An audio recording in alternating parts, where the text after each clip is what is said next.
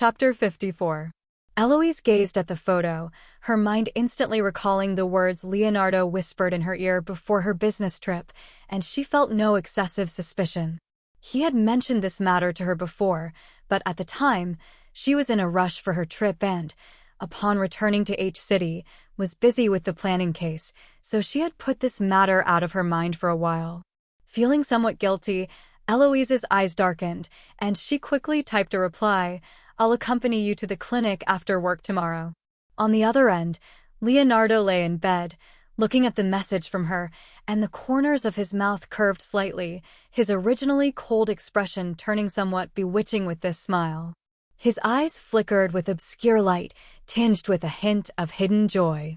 The man swiftly replied with an and sent a cute emoji before putting down his phone and burying himself in the sheets. It was Eloise's scent. Greedily inhaling, the man lay on the woman's bed, gradually sinking into sleep amid the familiar aroma. The next day after work, the two of them went to the private clinic they had visited before. Just like last time, Eloise waited for Leonardo in the corridor. Half an hour later, Leonardo and Dr. Gu walked out of the consultation room together. Eloise glanced at Leonardo's usual expression and then shifted her gaze to Dr. Gu, preparing to ask a question when Dr. Gu seemed to sense her intention and spoke first. "The symptoms have eased slightly. But this illness is a long-term process of adjustment, and medication must continue." Here, Dr. Gu seemed to recall something and spoke with a bit more seriousness. "However, I remember prescribing a rather large amount last time. I didn't expect it to run out so soon. I can understand the patient's desire to be cured early, but every medicine has its toxicity, and the dosage must be according to the doctor's orders, understood?" Hearing this, Eloise was slightly startled, and Leonardo, as if he hadn't expected this doctor to remember so clearly, stiffened, and his expression darkened. The man's unusual behavior did not escape Eloise's eyes. After a few seconds, Eloise realized, her gaze lightly sweeping over, but heavily landing on the man's heart. "All right, I'll remind him," Eloise said, slapping the man's arm hard, her voice turning colder. "I'm talking to you. Did you hear that?" The woman didn't hold back, the smack sound indicating it was no light slap. A stinging pain shot through his arm, and Leonardo dared not neglect, speaking with a blank expression, his tone laced with a hint of cautious survival instinct. "I understand. I'll be careful from now on." Seeing this, Dr. Gu nodded with satisfaction and then turned to return to his consultation room. The quiet corridor was left with only Leonardo and Eloise. Leonardo's gaze furtively landed on Eloise beside him, his expression tense, inexplicably feeling like the end was near. As expected, the previously silent woman suddenly turned around. Leonardo met her dark eyes, and his heart skipped a beat, unconsciously taking a step back. "What's going on?" Eloise asked, her voice tinged with hidden anger. Leonardo's brow twitched, just about to explain when Eloise suddenly moved again, her forearm forcefully pressing against the man's chest. Taken aback, Leonardo could only instinctively step back until his back hit the cold wall, finally coming to his senses. "Are you playing games with me?" Eloise asked, her anger barely concealed in her brow. Eloise wasn't foolish. Tricyclic antidepressants have severe side effects, ranging from minor issues like nausea and vomiting to more serious ones like indigestion and loss of appetite. Although she had been busy with work lately, she wasn't so careless as to miss his discomfort. Clearly, Leonardo had not overdosed, so there was only one remaining conclusion. He had deliberately discarded the medication. And why? It was nothing more than a child, feeling neglected, resorting to petty tricks to gain attention. Eloise couldn't have missed this. The matter itself wasn't serious. After all, it wasn't about the money. Discarding a bottle of medicine could be replaced by thousands of others. But what she couldn't stand was that he dared to use his own illness to play mind games. If he discarded the medicine once, what about the second time? Was he going to stop taking his medication? Who gave him the audacity to toy with his own health? "I'm sorry," Leonardo knew that further explanations were futile at this point, so he obediently apologized without hesitation. The man's gaze lowered, his delicate features and fair skin looking particularly endearing under the sunlight. His expression seemed calm, but there was always a hint of pitiful charm in his eyes, making one instinctively want to feel sorry for him. However, Eloise had been fooled by this face of his several times, and this time, she wouldn't be so easily swayed. Knowing that the man's acting skills were kicking in again, she frowned, grabbed his face, forcing him to face her, and exposed him mercilessly. "Keep acting? I don't know your little tricks. You love acting so much, why not debut? Are you tired of living an ordinary life and want to enter the entertainment industry?" Hearing this, the man's eyelashes trembled, and after a moment, he looked into Eloise's eyes. Instantly, the sorrow that had lingered in his brow dissipated, and there was not a hint of, "I'm sorry," in his beautiful eyes. Well, he seemed to have a bit of a righteous air about him. "I just wanted you to spend more time with me, and you promised me before your trip that you would accompany me to get my medication," Leonardo said. Hearing this, Eloise couldn't help but laugh, but there was no mirth in her eyes. "Leonardo, the things I promise you, I will fulfill, but you are being irresponsible to your own body now," Eloise said, her grip tightening, "and I won't tolerate your illness and let you get away with it again and again." The warning echoed in the corridor, making Leonardo's heart tremble, and panic crept into his previously composed eyes. "I'm sorry, I just didn't want to be apart from you. The apartment is too big, and after you left, I was the only one left, and it was really cold at night," Leonardo said, now genuinely feeling wronged. "I didn't want to lie to you, but I just couldn't control myself." Unable to control himself from resorting to these vile tactics just to spend a few more minutes with her. He knew he wasn't a good person. After all, he was someone whose bones were already rotten. How could he possibly become well-behaved in the blink of an eye? "So, everything you said in the office yesterday was just to placate me?"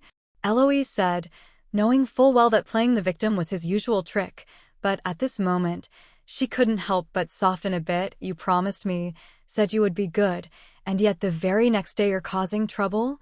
Leonardo pursed his lips, sensing Eloise's leniency, and quietly reached out to cover the hand that was holding him, gently pulling it down, and then kissed her fingertips with a begging for forgiveness. "I'm sorry, it really won't happen again."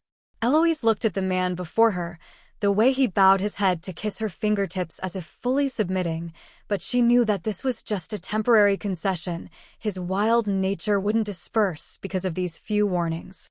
But there was no denying that her little boyfriend's disguise was too clever. Even knowing it was fake, she found herself unwittingly deflated. Seeing that the man had no intention of letting go, Eloise frowned, abruptly withdrew her hand, and said coldly, "If it's cold, turn on the heating. Don't save on my electricity bills. Recently, my mother hasn't been feeling well, so I'm going to stay at my parents' house for a couple of days. Don't mess around at home, causing trouble for me." Hearing this, Leonardo was slightly taken aback, and after a moment, his eyes suddenly lit up, the surprise barely concealed in his seemingly unchanged expression. "Is your mother unwell?" Eloise paused, glancing sideways at him. "What? Are you happy that my mom's not feeling well?" Almost immediately, the man's brow furrowed, his expression turning extremely anxious, his eyes filled with deep concern. "How could I? Of course, I'm worried." Eloise naturally knew his little thoughts and chuckled, not intending to expose him. "When will you be back?" Leonardo said, his face serious, yet his hand under the surface was quietly entwining with the woman's fingers, like an unobtrusive act of coquetry. Eloise did not dodge, standing there with a sense of detachment, as if unaffected by worldly desires, indifferent to Leonardo's seduction. "I'll come back after I've dealt with the urgent matters at the H-City branch," Eloise said, meeting the man's somewhat forlorn gaze, and chuckled. "Considering your performance today, do you think I'll come back early? Was this a case of trying to steal a chicken only to end up losing the rice?" Despite Leonardo's tantrum, Eloise ultimately couldn't bear to be too harsh on him. After dinner outside, the sky had completely darkened. As the weather in November began to chill, Eloise dropped Leonardo off at his apartment building, ready to bid him farewell. The man was not heavily dressed, wearing a fine knit sweater inside and a black trench coat outside, with his front hair falling over his forehead, looking more youthful than in a suit, resembling a recent graduate. And the truth was indeed so. In the blink of an eye, she and he were approaching the 6-month mark of their acquaintance. Reflecting on their initial encounter at the bar now seemed somewhat surreal. Who would have thought that Leonardo, who had been as emotionally dead as stagnant water, would love a woman so deeply, and that Eloise, a player in the world of love, would be so thoroughly subdued by a man? Eloise leaned against the car, looking at Leonardo standing before her. Meeting his gaze, she couldn't help reaching out to ruffle his hair. Despite knowing it was just a facade, and despite being aware of the schemes hidden beneath his seemingly weak exterior, she still found herself relenting for him. "Get some rest early," Eloise said, about to drop her hand when Leonardo grabbed her wrist, almost as if he was trying to hold her back. His hand was a little cold, the sudden chill causing Eloise to frown. "Turn on the heater when you get home. Wear more clothes next time you go out," she advised. Eloise wasn't one to fear the cold. She didn't like to bundle up in the winter, partly due to vanity, but also because she genuinely didn't feel cold. "Send me a message when you arrive," Leonardo said, nuzzling his cheek against the palm of her hand, seeking her warmth. Her hands were always so warm, even in winter, which made him all the more covetous. "Got it." After a few minutes, Leonardo finally let go of her wrist reluctantly, watching her get into the car and the red Porsche slowly fade away. Until the taillights vanished from sight, his expression suddenly turned cold, his eyes returning to their initial indifference, his voice as piercing as the wind in the depths of a harsh winter. "Show yourself." The temperature around him dropped further with his words, and the person who had been hiding in the shadows finally stepped forward. It was an old acquaintance. Miriam. Leonardo looked at the woman before him, a dark glint flashing in his eyes. Shortly after he got out of the car, he had sensed someone's presence, but at that time, he didn't want to waste his time with Eloise, so he hadn't spoken up. He had originally thought it might be a paparazzo as he had been photographed before, but he hadn't expected it to be Miriam. I underestimated you," Leonardo said, his eyes filled with sarcasm as he looked at the woman. This was a high-end residential area, and under normal circumstances, people wouldn't be allowed in so casually, yet Miriam had managed to enter twice. However, upon closer thought, it wasn't that strange. Since the incident a decade ago, she had been moving between various wealthy men as a mistress, so it wasn't difficult to enter a residential area with a little influence. Recently, though, she didn't seem to be doing well. Her once well-maintained face had started to show signs of fatigue, her complexion had darkened, and fine lines had appeared, making her look very different from the glowing figure she had been at the birthday party. "Leonardo, what exactly do you mean?" the woman roared, her expression twisted, becoming even more terrifying under the streetlights. Yet, Leonardo merely raised an eyebrow indifferently, as if he didn't take her shouting seriously at all. "I've already given you the house, why won't you leave me alone?" Miriam's voice was somewhat hoarse, filled with fear and despair. These days, she had been living in misery. Shortly after transferring the house to Leonardo, Lu Jian's company ran into trouble. She had been living off the man's money for years, and with Lu Jian bankrupt, she naturally had to find a new target. However, soon after finding a new benefactor, the old man abruptly changed his attitude overnight. He had been passionate about her before, but then he suddenly slapped her and left without giving her any chance to reconcile. She couldn't forget the look in the old man's eyes before he left, filled with disgust, as if looking at garbage in a gutter. Miriam believed her market value was not low.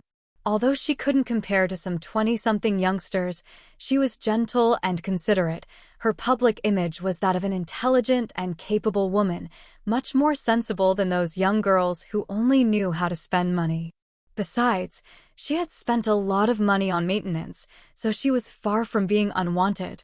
But the reality was that after that, every time she hooked up with a man, just as it was about to succeed, the other party would suddenly kick her away as if under some spell. 3 days ago, this scene repeated itself, and she finally couldn't help but question the man, only to be thrown a pile of photographs. The pictures were of her wild youth, when she was ignorant and thought her body was her capital, sleeping with several men, both individually and together. But those were ancient history. She had thought no one would know, but now they had been dug up. Clearly, someone was out to get her, and she knew exactly who it was. Leonardo, it had nothing to do with me back then, and now it's been a full 10 years. You've taken back the house. Why are you still doing this? A gust of cold wind blew, and the man standing there looked at the frantic woman before him, his eyes showing no emotion, as if he was looking at a dead object.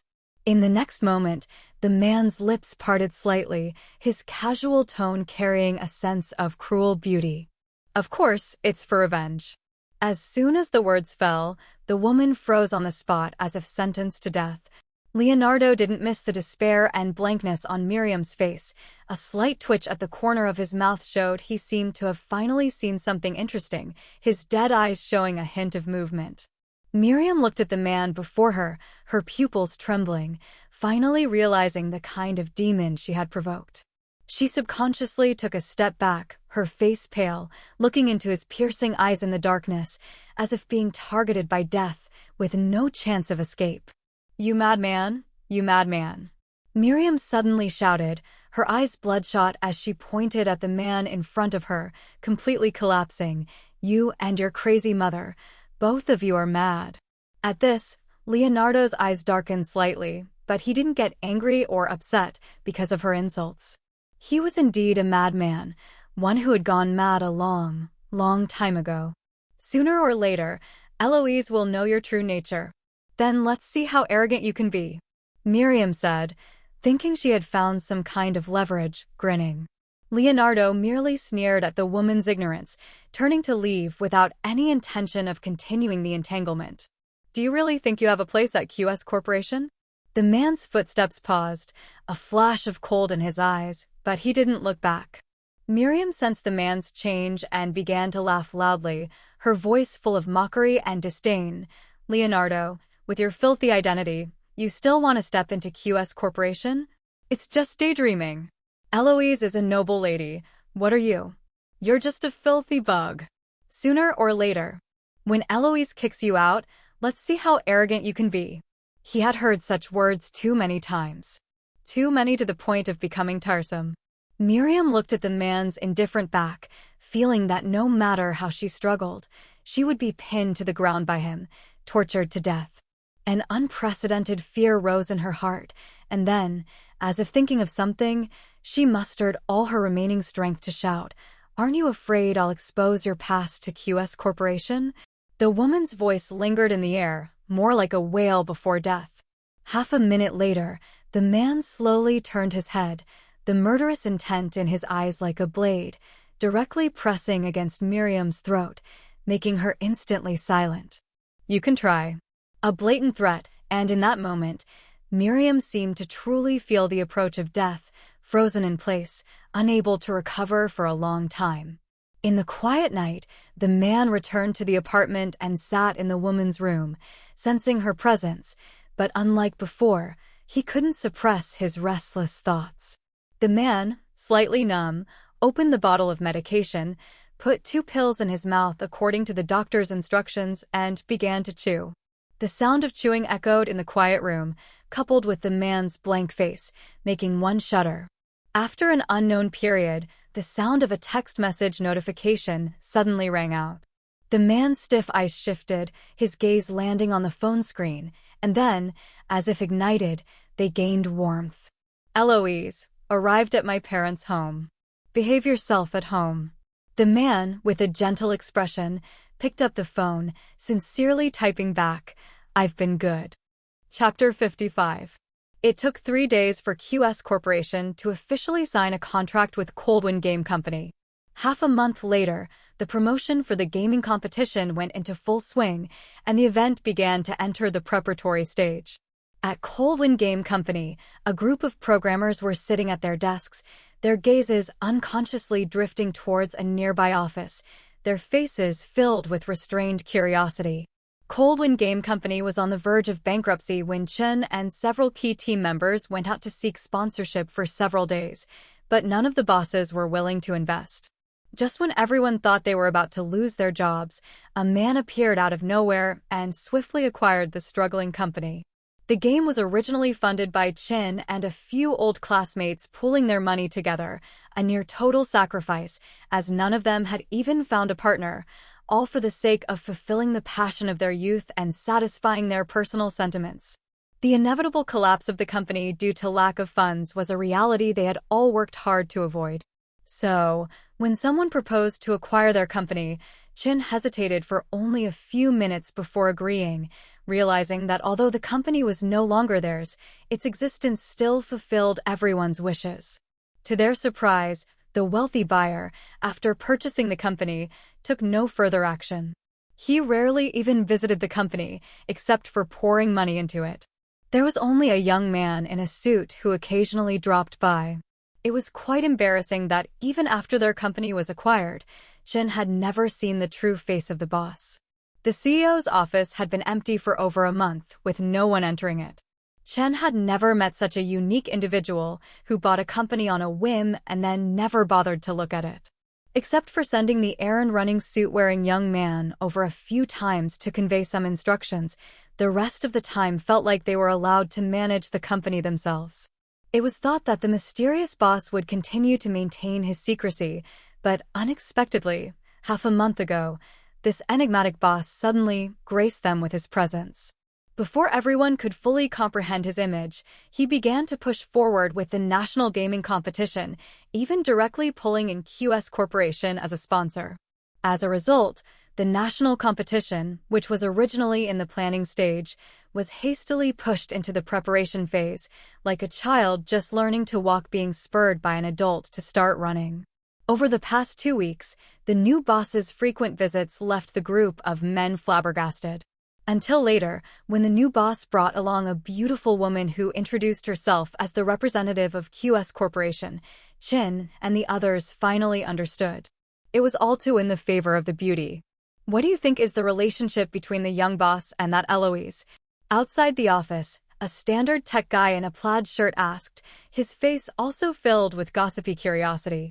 In my opinion, it's probably still in the courting phase, Chen said, rubbing his chin thoughtfully. Like a peacock only displaying its feathers during courtship, the young boss is practically exploding with plumage just to catch the beauty's attention. But seriously, the Eloise who came today is really stunning, even more beautiful than the celebrities on TV. Yes, and she's got such an air about her. Look at that figure. Those legs. Absolutely stunning. She's a goddess-level person. She's the daughter of QS Corporation. Beautiful and rich. Any man who marries her would be winning at life. Rich lady, look at me. I don't want to make games anymore. A group of men were excitedly chattering outside the office, while inside, Leonardo and Eloise sat side by side at the desk, where the official proceedings for the upcoming national competition were laid out. The registration phase was currently underway, and a week later, the regional preliminary matches would commence. Each region would have designated competition venues, and the previously stockpiled goods had already begun to be distributed to various locations. After 20 minutes, Eloise reviewed the documents from beginning to end, then raised a few questions. By the time the two had finished their discussion, an entire hour had passed. As Eloise closed the file, a glimmer flashed in Leonardo's eyes, and his serious demeanor vanished in an instant. Eloise was tidying up the documents when suddenly her shoulder felt heavy. Her hand paused, and she glanced sideways to see Leonardo's head resting on her shoulder. The formerly serious man now leaned against her like a spineless creature. "Sir, this is work time. Please be serious, okay?" Eloise said, her lips curving into a smile, her eyes showing no signs of reprimand, but rather silent indulgence. Leonardo knew Eloise's limits, so he continued to indulge on her shoulder, rubbing a couple of times and taking a deep breath, immersing himself in the intoxicating scent. I've been working hard these days, Leonardo murmured, his lips accidentally brushing against the woman's neck, seemingly unintentional, but more like tempting provocation. Since I've been so good, don't I get a reward? Eloise raised an eyebrow, her tone tinged with interest. What reward do you want? Will you come back to the apartment with me tonight? In the quiet office, the man's slightly husky voice echoed, making the air around them feel a bit warmer. Eloise's eyes darkened, and just as she was about to speak, Leonardo, fearing her rejection, quickly interjected, "Today is my birthday, and I want you to be with me." Birthday? Eloise frowned slightly, her eyes still showing surprise. Leonardo, afraid she wouldn't believe him, quickly pulled out a prepared driver's license from his suit pocket and presented it under her eyes. "Look, November 18th, it's my birthday." The license must have been taken a few years ago. The man was truly young then, with a blank, world-weary expression that couldn't hide the youth's naivety and immaturity. Eloise took the license, her gaze lingering on the photo. Indeed, this kid has been good-looking since he was young. With just this face, who knows how many girls' hearts he captured at school. Her gaze deepened, and Eloise didn't expect she would also have such childish thoughts. However, it was all in the past, and her current concern was meaningless. The woman didn't speak, her gaze fixed on the photo in the license, silent and inscrutable. After an unknown period, a flicker of darkness passed through her eyes. Without the man noticing, she dialed a number again. "Luke, there's something I need you to do for me right now." After the couple finished their meal, Eloise returned to the bedroom to freshen up. Half a month later, upon re-entering the room, she felt a slight unfamiliarity. The room was impeccably clean, not a speck of dust in sight, just as it had been when she left. The air was infused with a faint, familiar fragrance that didn't seem to be her own. Eloise didn't overthink it. She disrobed and headed towards the bathroom. Half an hour later, after tidying up the kitchen and himself, Leonardo entered Eloise's room as usual. For the past half-month, each night, Leonardo had seated himself by the bed without any restraint, as though he were in his own room. The sound of a hairdryer came from the bathroom. Eloise was likely just out of the shower, drying her hair. The man couldn't help but feel a little nervous. This was their long-awaited time together, a man and a woman, in the dead of night, sharing the same room, and some things should naturally follow. Leonardo's throat constricted, and he suddenly felt the room become a bit stifling. At that moment, a ringtone from a mobile phone interrupted Leonardo's musings. Eloise was still drying her hair, and Leonardo glanced at the closed bathroom door before naturally picking up the phone on the bedside table. Seeing it was a call from Luke, he answered without any hesitation. "Eloise, I'm here." Leonardo paused for a second and said, "At the apartment?" On the other end of the line, Luke was caught off guard to hear Leonardo's voice. He recalled Eloise's previous instructions and immediately thought of countless solutions. Relying on his strong psychological resilience honed by years by Eloise's side, he spoke with a serious tone. "Yes, I'm here to deliver some documents to Eloise." Leonardo frowned slightly, then asked, "Didn't Eloise tell you to email them to her?"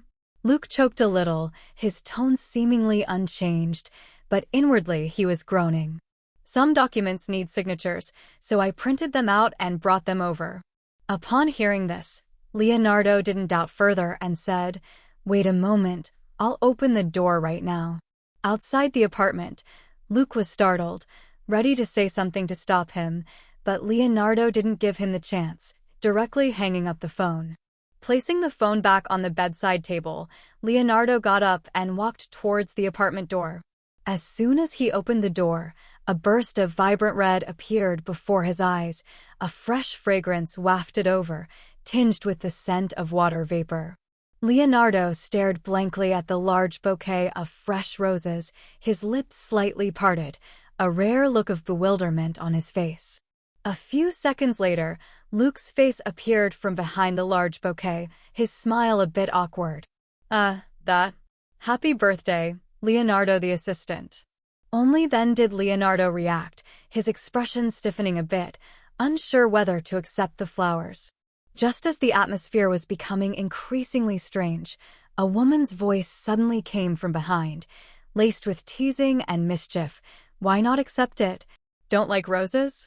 Leonardo turned sharply and saw the woman in a strapless nightgown, leaning against the wall with a smile, looking at him. The woman, fresh from the shower, was stunningly beautiful, her slightly tousled hair falling behind her shoulders, her skin so fair it dazzled, her beauty undiminished even without makeup. His heart tightened instantly, and Leonardo quickly took the roses from Luke along with the bag that seemed to contain documents, then directly slammed the door shut without a word of goodbye to Luke. "Why are you out in just a nightdress?" Leonardo said, stepping forward, his face dark with what seemed like a strong opinion. The apartment had a constant temperature system, so she wouldn't feel cold even in just a nightdress. And obviously, the man wasn't angry about that. It was clearly possessiveness kicking in, not wanting another man to see her in her current state. Eloise didn't answer his question.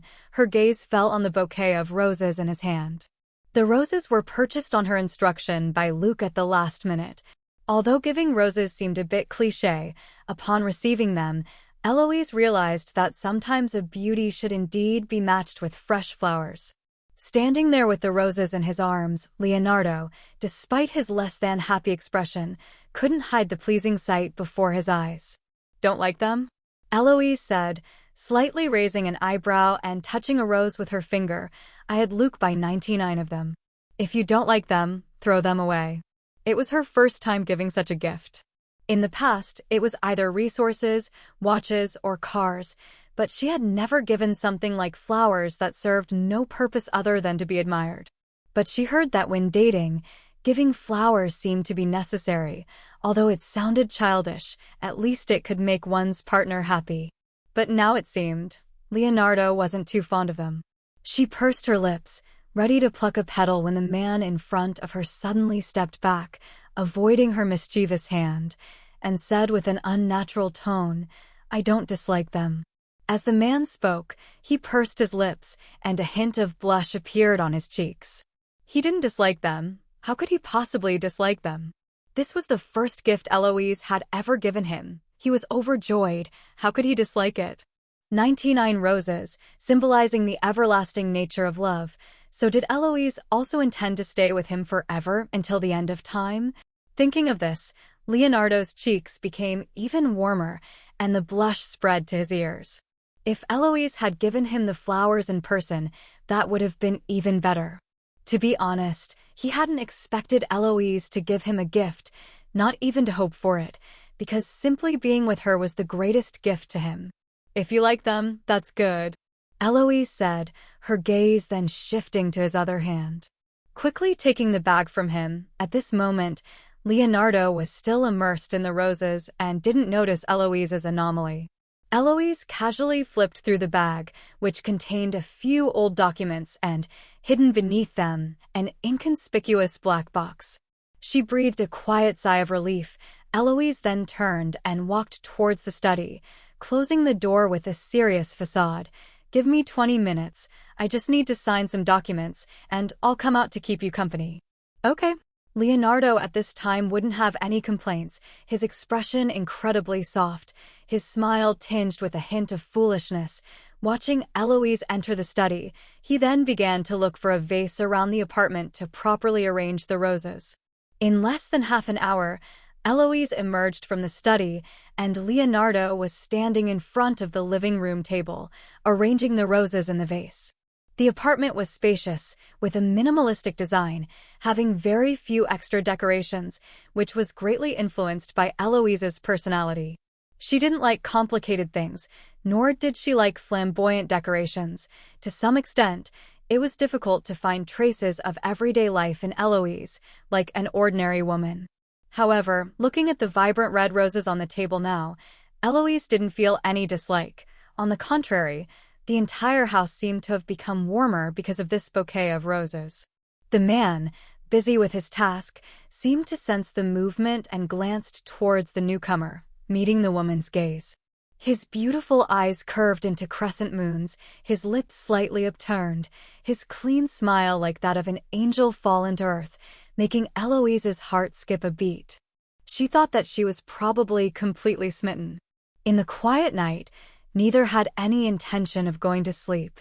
They started by sitting side by side on the sofa watching TV, then later stood by the glass window admiring the night view, time passing minute by minute, yet neither found it boring.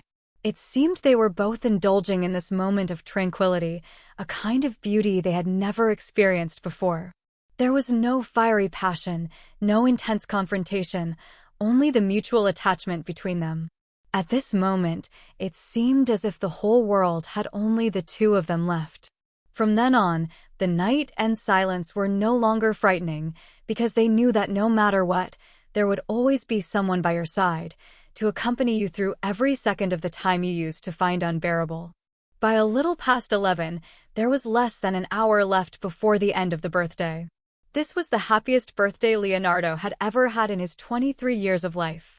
He had once doubted whether his existence in this world was a mistake, with his father's betrayal, his mother's abuse, the disdain of the neighbors, and the so-called sympathetic gazes, all making him feel that he shouldn't exist in this world. No one cared about him, not even his biological parents, who never considered his feelings. In countless past nights, Leonardo had also thought that perhaps death was an escape for him. However, he was too cowardly back then, unable to overcome the fear of facing death, so he chose to live in a lowly manner. He hated himself immensely, hated that he didn't like the world, but still wanted it to be a little more generous to him. But over time, he lost all expectations, like a walking corpse, wandering in the world. But at this moment, he truly felt fortunate to have been a coward back then, because it led him to meet Eloise, the best Eloise, who made him realize his worth. In front of the glass wall, the two were entwined, with the man embracing Eloise from behind, holding her firmly in his arms, his chin resting on her shoulder in a pose of possessive intent. The living room had been plunged into darkness at some point, but the gentle moonlight mingled with the city lights filtered in, illuminating half of the space. Time flies so quickly. The birthday is almost over, Leonardo said, his arms around the woman tightening involuntarily as his face burrowed deeper into her shoulder, tenderly kissing her hair and savoring her scent. Despite the apartment's constant temperature system, the man had Eloise drape a cardigan over her shoulders, concealing her allure beneath the fabric. "There will be more," Eloise said, her eyes flickering slightly, her tone utterly unhesitant, which immediately filled Leonardo with surprise. More? Did she mean more? Did this mean that from today until the day he died, she would be by his side on every birthday? "Will you always be by my side?" Leonardo asked, his tone an anxious probe, but brimming with expectation. Eloise's lips curved slightly, her voice as bold as ever. "Our bet is still on, and I don't like to lose." Yes, they had made a bet. And Eloise had said she would love him for a lifetime. Hearing this, Leonardo's heart settled. Just as he couldn't help but want to confess his love again, a light voice from the woman at his side reached his ears. "It's 11:18. Leonardo was taken aback, and before he could react, he heard Eloise say, "Leonardo, look outside." In the next moment, Leonardo looked up and saw several large illuminated words immediately come into view. "Happy birthday." On the tallest building in the city center, at 11:18 p.m. on November 18th, these 4 words appeared before Leonardo's eyes. A roar seemed to echo in his ears as all the scenes began to dissipate, leaving only those 4 words, growing closer and clearer. The man's pupils contracted, his breath caught, and after the ringing subsided, all that remained in his ears was the sound of his own heartbeat, pounding over and over, as his long silent heart began to reignite. Suddenly, his ring finger tightened, and Leonardo quickly looked down to see a gleaming silver ring on his ring finger. What do you mean? "Is this an engagement ring?" the man asked, trying to restrain his emotions, but his trembling voice and rapid breathing betrayed his true feelings. In front of the man, the woman calmly put another ring on her own ring finger.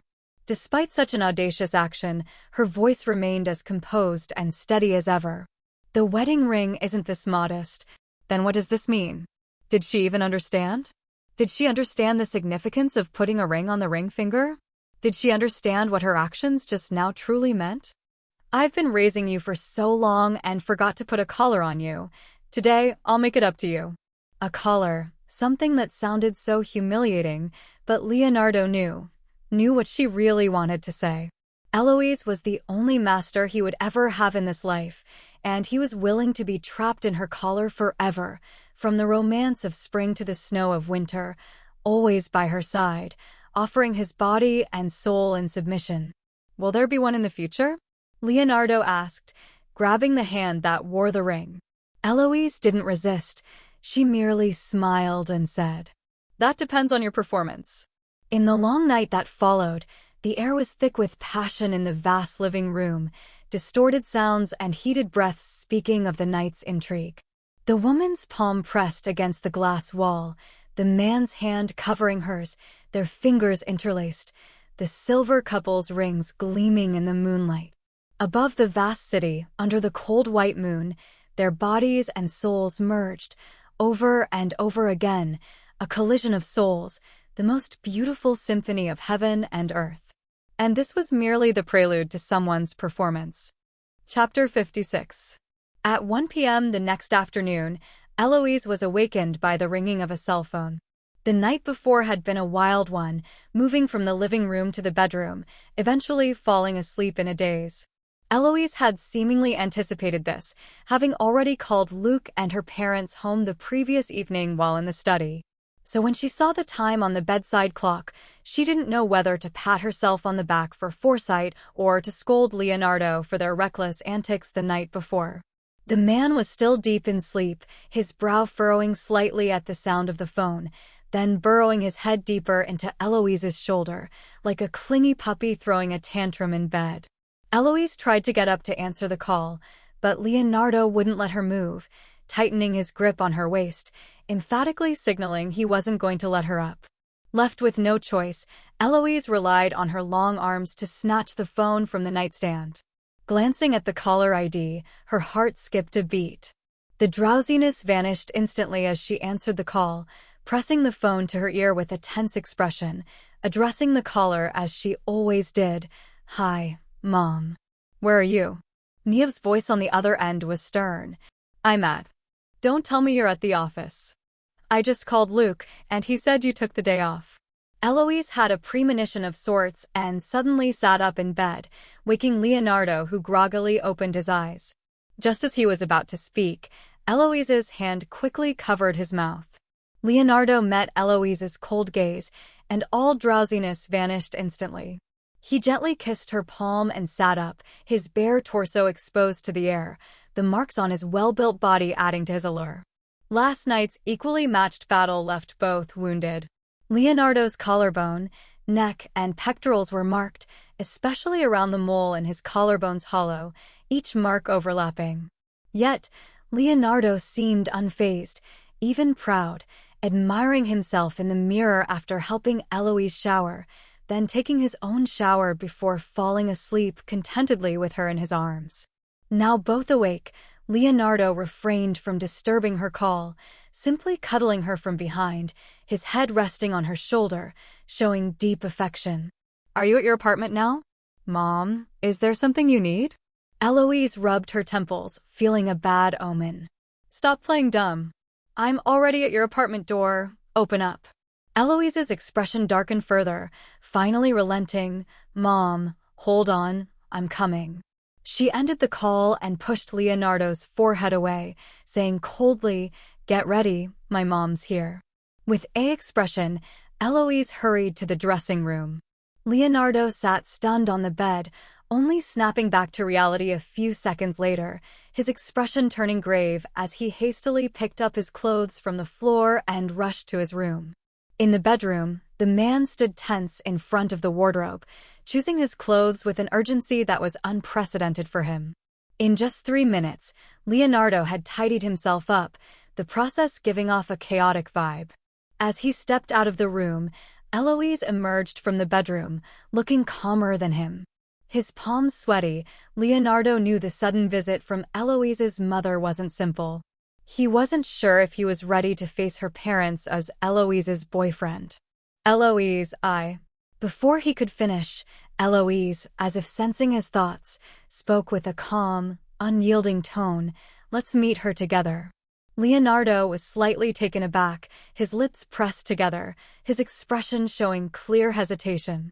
Eloise chuckled softly, stepping forward and touching his face, her voice serene yet filled with reassurance. It's okay, I'm here. Leonardo's eyes darkened, and he softly replied, MHM. Just then, the doorbell rang, and Eloise walked toward the apartment door, with Leonardo following like a shy spouse, a meter behind. Niev stood at the door with a stern expression. Though expecting it, she was still taken aback when Eloise opened the door. Recalling the words of the strange woman she met while shopping, Niev felt even more annoyed. Her gaze swept towards the man behind Eloise, thinking, I'll see who this man is who's seducing my daughter. Yet, upon unexpectedly meeting the young man's gaze, she paused, then her expression grew even more severe. He's quite handsome, even better looking than the blurry side profile in the photos. Niev's gaze turned icy as she surveyed both Leonardo and Eloise, resuming her noble demeanor, and demanded coldly, Eloise, what is going on here? 5 minutes later, the trio sat in the living room. The roses on the coffee table still bloomed, their faint fragrance out of place in the silent room, creating an eerie atmosphere. Niev glanced at the vibrant roses and felt a pang of envy. Eloise's father had never been romantic. He never gave roses, not even a dogwood. His gifts were always diamond necklaces or jade, terribly tacky. Niev knew her daughter was as unromantic as her father. But seeing these roses now, she assumed they were from the lover boy. Jealousy made her expression colder. Who's going to explain this to me? Niev asked, her face unusually fierce. Niev was soft-hearted, rarely losing her temper. Her health issues kept her from getting angry, always maintaining a dignified, gentle smile, unlike the sharp tongues of some socialites. Niev was like an orchid, embodying peaceful years. Axel was tough, but he softened in front of Niev, as did Eloise. Eloise had never seen her mother stern before, today being the first. Mom, you told me to date seriously, and he's the one I chose, Eloise said indifferently, as if stating a mundane fact. Leonardo obediently sat beside Eloise. Hearing her words, he was startled, then pressed his lips together, trying to suppress his joy and anxiety. Eloise, I told you to find someone, but have you really understood who you're dating? Niev asked, her tone heavy, making Leonardo tremble and turn pale. His hands clenched on his knees, his eyes tumultuous. He knew his past was a stain on his life, impossible to erase. People always pity him upon hearing his story, yet they show no sympathy, only distancing themselves. Mom, I've looked into it. Eloise's voice cut through, unwavering. It's because I understand him that I chose to be with him. Her expression grew serious. She wasn't naive. She realized someone must have gossiped to her mother. Mom, did someone spread rumors to you? Eloise asked, her tone icy. Niev paused, knowing Eloise was angry, so she sighed, taking out a document and some photos from her designer bag. I was shopping today when someone stopped me to talk about you, Niev said, her gaze on Leonardo. The young man looked handsome and composed, quite unlike the stranger's description. She had been upset, believing the woman's words, and impulsively came to confront Eloise. Realizing they might live together, she became angrier, losing rational thought. Eloise, your dad and I never demanded much from your partner, but at least they should be virtuous, Niev said, watching Eloise take the documents without further comment. Leonardo's eyes darkened, his face pained, his eyes strikingly bright yet filled with gloom and malice. Eloise opened the documents, which detailed Leonardo's background, including his father's affair, his mother's illness, and the tragic event when he was 10, where his mother killed his father and then herself. But what followed was a twisted account, contrary to what Eloise knew. The documents portrayed his relatives distancing themselves after the incident, with only his frail grandparents taking him in. Despite the initial nurturing he received, this young man didn't seem to harbor any gratitude towards the elderly couple after reaching adulthood at 18. He moved out of the old house and never set foot in it again. Seeing this, Eloise couldn't help but let out a soft laugh. Whoever concocted this document possessed such an adept skill at twisting truth and falsehood. Such a knack for adaptation, why not become a screenwriter? The content of the document was not extensive, but it portrayed Leonardo as someone who, due to his childhood experiences, developed a misanthropic personality and a heartless demeanor, completely ungrateful. Even the incident where Logan and Carter came to him asking for money to pay off debts was vividly embellished into another narrative, further highlighting Leonardo's cold-heartedness, subtly suggesting that his relationship with Eloise was motivated by ulterior intentions. The content of the document was absurd, yet adorned with misleading evidence that could indeed deceive people. In the quiet living room, time ticked by second. Niev and Leonardo's attention was focused on Eloise, the atmosphere growing increasingly tense, like a trial about to commence. With a slap, Eloise flung the document onto the coffee table, breaking the silence in the living room.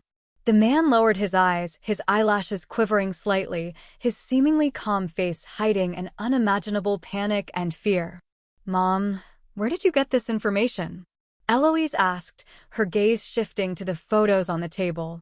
In the photos, there were scenes of her and Leonardo side by side, moments of their interaction, but among the 5 or 6 photos, one was distinctly different. It was a picture of an aged man kneeling before Leonardo, who stood in front of him with an expressionless look, truly matching the despicable portrayal in the document. Eloise looked at the photo, slightly raising her eyebrows, a flicker of doubt passing through her mind. Leonardo naturally noticed Eloise's gaze, glancing in the direction she was looking, his expression turning colder.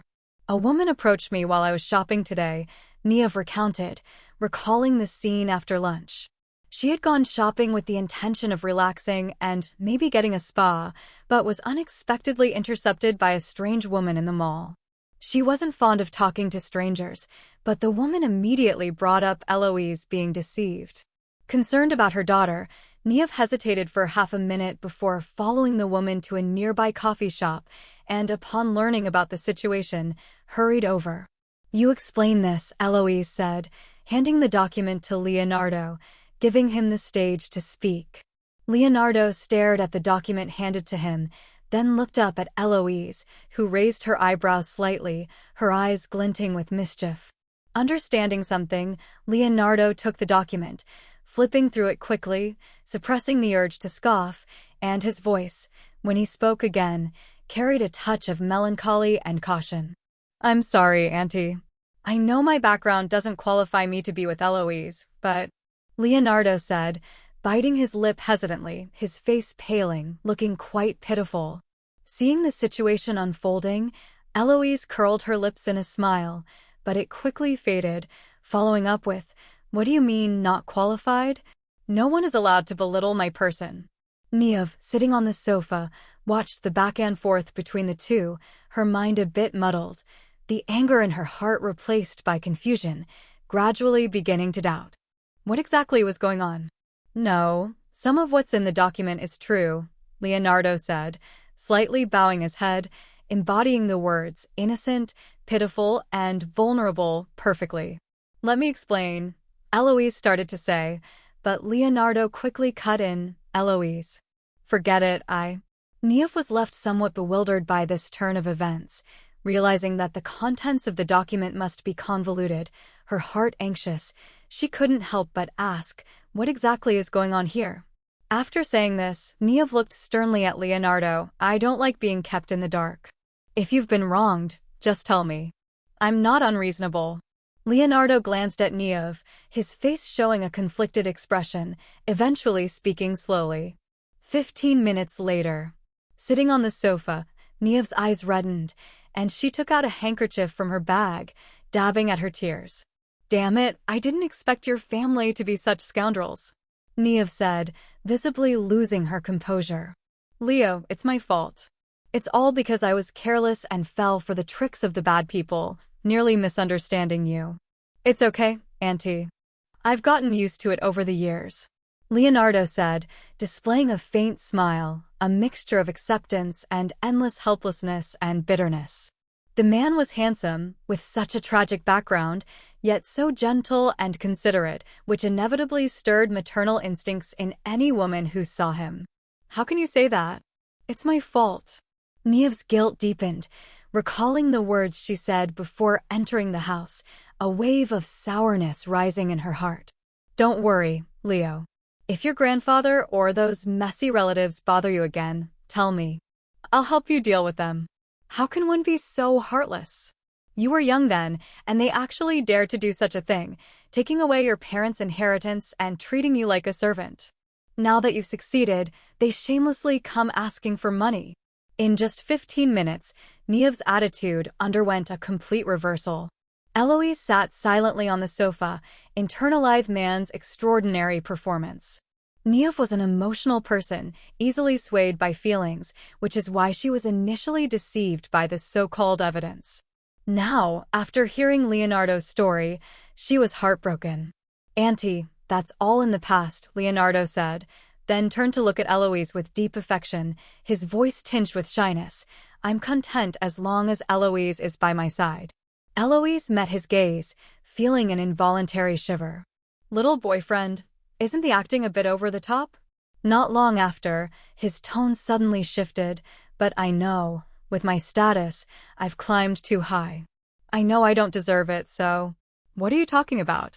You're more than qualified. Niev quickly interrupted Leonardo, her expression indicating she would get angry if he said another word. Our QS corporation isn't focused on social status.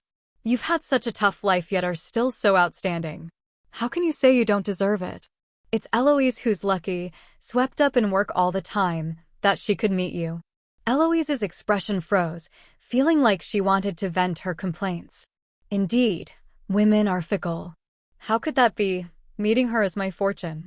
Leonardo said, his face turning slightly red, looking like a naive college student fresh into society, completely unrecognizable from the wild man who held her waist last night. Niev was about to be modest a few more times, but her gaze suddenly caught something, her expression stiffening, a blush creeping onto her face a moment later. This was her daughter so fierce? Ahem, Eloise, take Leo to have dinner at your parents' house tonight.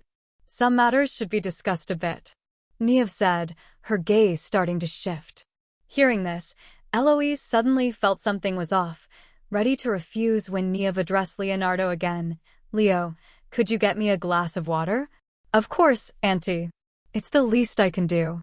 After saying this, Leonardo stood up with a smile from the sofa and headed towards the kitchen. As the man's figure gradually disappeared from sight, Niev's smile faded as she spoke seriously and softly to Eloise. Today, take Leo home to meet your father. You'll be 25 after the new year. It's time to think about marriage. Mom, isn't that a bit premature? Eloise's lips quivered, the mention of marriage causing an inexplicable headache. What's premature about it? Niev retorted, her expression growing gently stern, her voice rising with emotion. You've already been intimate with him without considering the consequences. When did we ever teach you to be so careless with commitments? Why did she seem so irresponsible in her mother's eyes? After a few seconds of expressionless contemplation, remembering her past colorful romantic history, and then connecting it with the man's pitiful demeanor earlier, she suddenly understood that Niev's perception was not surprising. Mom, I'm not shirking responsibility, it's just happening too fast. Eloise didn't really reject the idea of marrying Leonardo, just that she had never considered it before and was suddenly brought up. She felt overwhelmed. What's fast about it? Niev said, glancing at the figure working in the kitchen, her tone adding a touch of persuasion. Eloise, you need to understand, people like Leo, who naturally lack security, if you really like him, don't drag it on. A marriage certificate is more effective than any promise. Eloise was slightly taken aback, turning her head to look at the slender figure of the man, her eyes flickering with a complex light.